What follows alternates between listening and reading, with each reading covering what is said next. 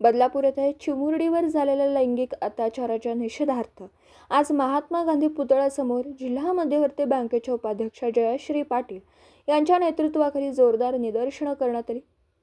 घटनांचा निषेध करत आंदोलन करण्यात आले।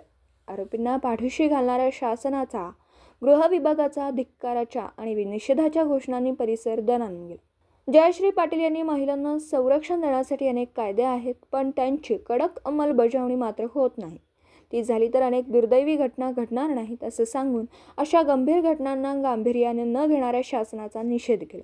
आंदोलनात शेवंता वाघमारे, कांचन कांबळे, वर्षा निंबाळकर, पद्मश्री पाटील, स्वाती सूर्यवंशी, अजित सूर्यवंशी, संतोष पाटील, रत्नाकर नांगरे, आनंद लेंगरे, शीतल लोंढे, उदय पाटील, प्रकाश मुळके, फिरोज पठाण, उत्तम साखळकर, मंगेश चव्हाण, अमित लाळगे, मराठा समाजाचे अध्यक्ष डॉक्टर संजय पाटील, नितीन चव्हाण, ॲडव्होकेट भाऊसाहेब पवार, राहुल मोरे, नितीन भगत, शमाकांत आवटी, संजय कांबळे, अक्षय दोडमणी, भरत खवाटे, तौफिक कोतवाल यांच्यासह अनेक कार्यकर्ते सहभागी झाले होते।